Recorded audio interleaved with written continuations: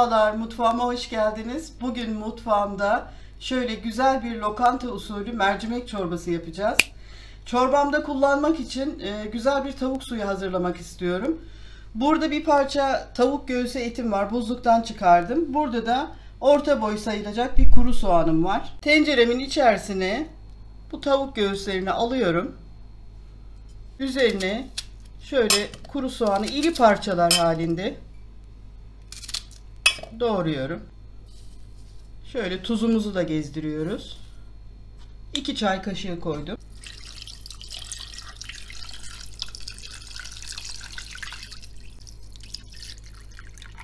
Tenceremi ocağa götürüp altını yakacağım.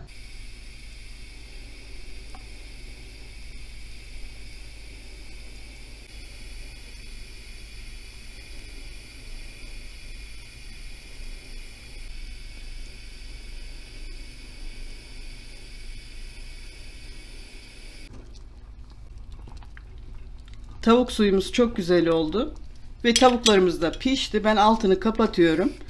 Şimdi çorbamızın yapımına başlayacağız.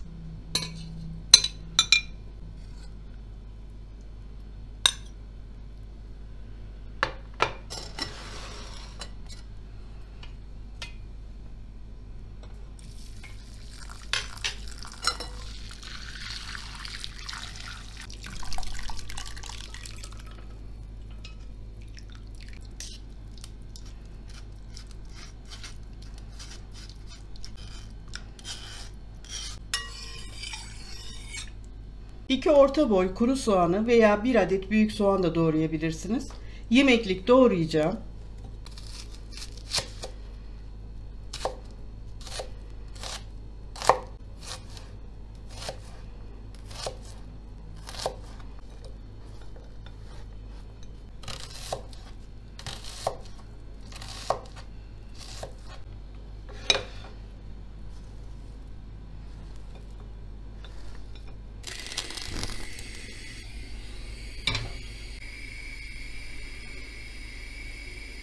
Yarım çay bardağı sıvı yağ tencereye ekledim.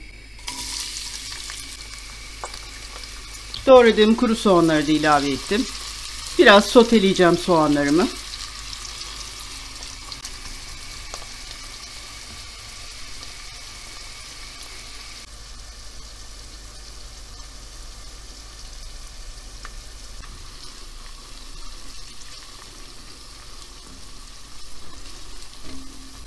Şöyle bir yemek kaşığı unumu şöyle serpiyorum soğanların üstüne. Biraz da bu unla kavuracağım. Hafif unun kokusu çıksın.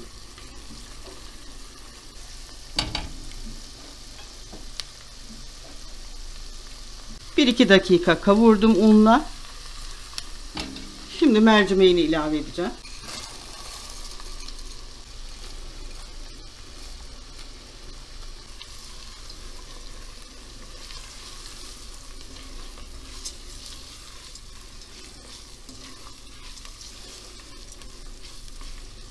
Şöyle bir dakika kadar da mercimekle kavuralım.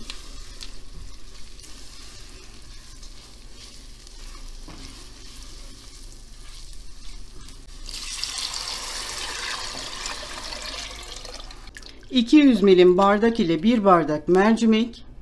...5 bardak da su ilave ettim. 1 bardağı normal su...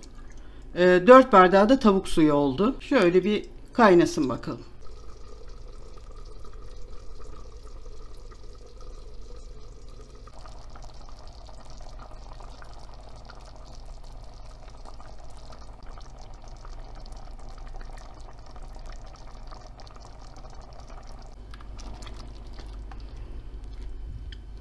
Çorbamız çok güzel pişiyor.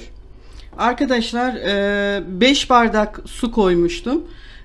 Ben sonradan 3 bardak daha su ilavesi yaptım. Yani toplamda 1 bardak mercimeğe 8 bardak da sıvı koymuş oldum. Bunun 4'ü tavuk suyu, 4'ü de normal çeşme suyu. Şimdi kıvamı gayet güzel oldu. Tekrar size şöyle bir göstereyim. Gayet güzel oldu. Mercimeklerimiz de neredeyse pişmek üzere. Biraz kimyon, biraz da karabiber ilavesi yapacağım. 1 çay kaşığı koydum. Karabiberi biraz daha az kullandım. Siz damak zevkinize göre ilave edebilirsiniz. Tavuğu haşlarken ben biraz tuz koymuştum. Tekrar bir tuz kontrolü yaptım. Bana biraz az geldi. Yine ilave edeceğim. Şöyle bir çay kaşığı kadar. Ve biraz daha pişmeye bırakacağım çorbamı.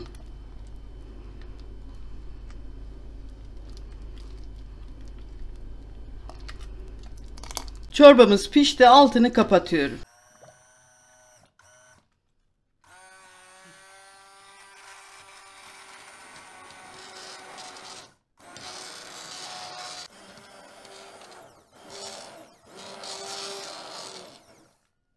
Evet, çorbamızı blenderdan da geçirdim. Çok güzel oldu. Çorbamızın son kıvamını göstermek istiyorum size. Gayet güzel oldu. Şimdi üzerinin yağını hazırlayalım.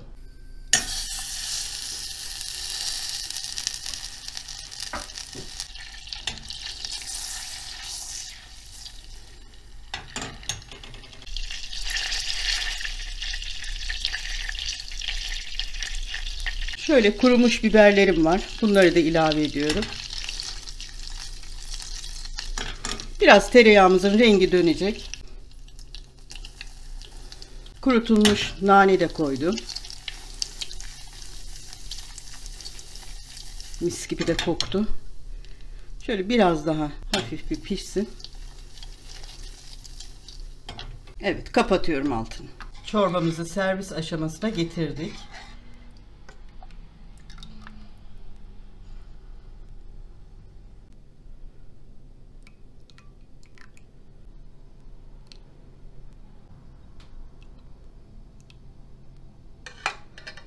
Şöyle biraz limon suyu gezdiriyorum üstüne.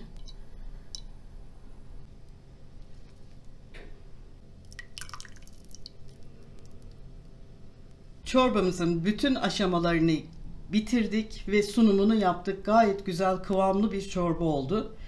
Şimdi bir tadına bakmak istiyorum sizler için. Yalnız tereyağı, nane de olayı bitiriyor yani. Gerçekten çok güzel koktu. Şöyle.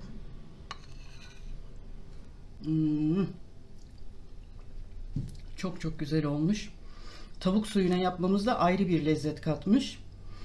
Gayet güzel bir çorba hazırladık. Tam lokanta usulü meyhaneli bir mercimek çorbası oldu. Sizler de tarifime tam birebir uyarsanız böyle güzel bir çorba hazırlamış olursunuz.